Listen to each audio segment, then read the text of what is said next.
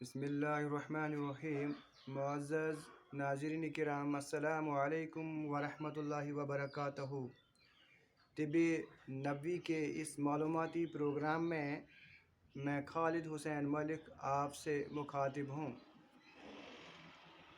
آج ہم depression, anxiety, رنج و غم، حزن کے بارے میں آپ سے معلومات شیئر کریں گے۔ رنج و غم، حزن، ڈپریشن، انزائٹی، اس کو دور کرنے کے لیے رسول اللہ صلی اللہ علیہ وسلم نے جو نسخہ جات ہمیں بتایا ہے وہ میں آپ کے سامنے رکھنا چاہتا ہوں۔ قرآن پاک میں اللہ سبحانہ و تعالی فرماتے ہیں، الا بذکر اللہ تطمئن القلوب، خبردار تمہارے دلوں کو چین اور مسرت اور سکون ذکر اللہ سے ہی حاصل ہوگا۔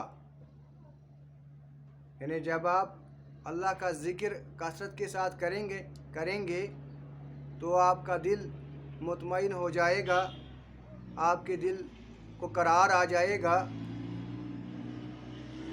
آپ کو ہر قسم کی تکلیف، غم، حزن دور ہو جائے گا، آپ پریشانیوں سے محفوظ رہیں گے۔ ایک مشہور بزرگ شیخ نور الدین نورانی رحمۃ اللہ علیہ، جو کشمیر کے بزرگ ہیں، نامور بزرگ، وہ اپنے ایک شعر میں فرماتے ہیں، دل چھی گاڑ تو حکم تھاون، ذکر ہن پون دس لسیو توے۔ یعنی دل ایک مچھلی کے مانند ہے، آپ اس کو زندہ رکھنے کے لیے ذکر اللہ کا پانی پلا دیجئے تو یہ زندہ رہے گا۔ اس کو آپ ذکر اللہ کا پانی پلا دیجئے، یعنی ذکر اللہ کرنے سے، کثرت کے ساتھ ذکر اللہ کرنے سے آپ کے دل کا سکون، اطمینان، قرار واپس آئے گا، آپ کا ڈپریشن دور ہو جائے گا، آپ کی تمام پریشانیاں دور ہو جائیں گے۔ لہذا ہمیں ڈپریشن کو دور کرنے کے لیے رسول اللہ صلی اللہ علیہ وسلم کے سیرت مبارکہ کے احادیث مبارکہ، اس کے بتلائے ہوئے سنت مبارکہ کو اختیار کرنا چاہیے۔ آپ صلی اللہ علیہ وسلم فرماتے ہیں کہ جب آپ کو کوئی تکلیف پہنچے، جب آپ کو کوئی غم پہنچے، جب آپ کو کوئی حزن، کوئی مشکلات درپیش آئے تو آپ ان دعاؤں جو اس نے بتلائے ہیں کا ورد کیجئے۔ جنگ بدر میں آپ صلی اللہ علیہ وسلم کو جب تکلیف پہنچنے کا اندیشہ ہوا، غم اور پریشانی لاحق ہوئی، تو آپ صلی اللہ علیہ وسلم جا کر سجدے میں گر گئے۔ آپ نے سجدے میں یا حی یا قیوم برحمتک نستغیث یا حی یا قیوم کا ورد رکھا۔ آپ نے کثرت کے ساتھ یا حی یا قیوم پڑھا۔ لہذا سب سے پہلے جس شخص کو غم اور حزن، ڈپریشن یا پریشانی ہو، اس کو سجدہ کرنا چاہیے اور سجدے میں کثرت کے ساتھ یا حی یا قیوم پڑھنا چاہیے۔ اسی طرح استغفار کثرت کے ساتھ کرنا چاہیے۔ استغفر اللہ الذی لا الہ الا هو الحی القیوم واتوب الیہ، اللہم انی استغفرک من کل ذنب واتوب الیک، استغفر اللہ العظیم۔ کوئی بھی استغفار کی دعا جو رسول اللہ صلی اللہ علیہ وسلم نے بتلائی ہے، اس کو کثرت کے ساتھ پڑھیں۔ اسی طرح درود شریف بھی کثرت کے ساتھ پڑھیں، اور بہت سارے احادیثوں میں بہت سارے دعائیں، مسنون دعائیں جو نبی کریم صلی اللہ علیہ وسلم نے حزن، غم اور پریشانی کے متعلق ہمیں بتلا دی ہیں۔ مثلا آپ صلی اللہ علیہ وسلم نے رنج و غم، مصیبت کے وقت یہ دعا سکھلائی ہے، اللہم انی عبدک وابن عبدک وابن امتک ناصیتی بیدک ماضٍ فی حکمک عدل فی قضاؤک، اسألک بکل اسم هو لک سمیت بہ نفسک او انزلتہ فی کتابک फ़ी किताबिक औ अलमतहु अहदम मिन खल्क़िक औ इस्तअसरत बिही फ़ी इल्मिल ग़ैबि इंदिक अन तजअल क़ुरआनल अज़ीम रबिअ क़ल्बी व नूर बसरी व जला हुज़्नी व ज़हाब हम्मी। इसी तरह एक और दुआ रसूलुल्लाह सल्लल्लाहु अलैहि वसल्लम ने कर्ज़ के बार से नजात और गम को दूर करने के लिए बतला दी है। तो जो आपने सल्लल्लाहु अलैहि वसल्लम ने फरमाया कि सुबह शाम आप इसको पढ़ा करें। अल्लाहुम्मा इन्नी अऊज़ु बिका मिनल हम्मी वल हुज़न व नऊज़ु बिका मिनल अज्ज़ि वल कसल व नऊज़ु बिका मिनल जुब्नि वल बुख़ल व नऊज़ु बिका मिन ग़लबति दैनि व कहरी रिजाल। ये दुआएं आप सल्लल्लाहु अलैहि वसल्लम ने हमें बतला दी हैं कि सुबह शाम पढ़ा करें।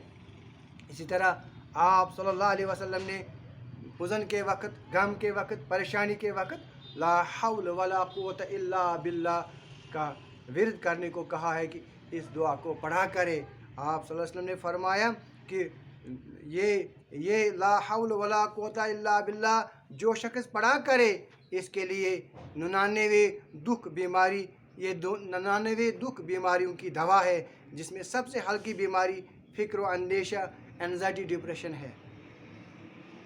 लिहाजा कसरत के साथ ला हौल वला कुव्वत इल्ला बिल्लाहिल अलियुल अज़ीम पढ़ा करें। एक और हदीस में आप सल्लल्लाहु अलैहि वसल्लम फरमाते हैं, हज़रत अब्दुल्ला इब्न अब्बास रज़ियल्लाहु ताला अन्हु रिवायत करते हैं कि फरमाते हैं कि औ बिन मालिक अशजई रज़ियल्लाहु ताला अन्हु रसूलुल्लाह सल्लल्लाहु अलैहि वसल्लम की खिदमत में हाजिर हुए और अर्ज़ किया कि मेरे बेटे लड़के सालिम को दुश्मन गिरफ़्तार करके ले गए, इसकी माँ सख्त परेशान है, मुझे क्या करना चाहिए। तो आप सल्लल्लाहु अलैहि वसल्लम ने फरमाया कि तुम और तुम्हारे लड़के की वालिदा, यानी तुम दोनों मियाँ बीवी इस ला हौल वला कुव्वत इल्ला बिल्लाहिल अलियुल अज़ीम को कसरत के साथ पढ़ा करे। ला हौल वला कुव्वत इल्ला बिल्लाह, इतना ही पढ़े, इसको कसरत के साथ पढ़े। तो जब आप दोनों ने इसको कसरत के साथ पढ़ा तो कुछ दिन ही गुजर गए थे कि उसका बेटा वापस सालिम आ गया।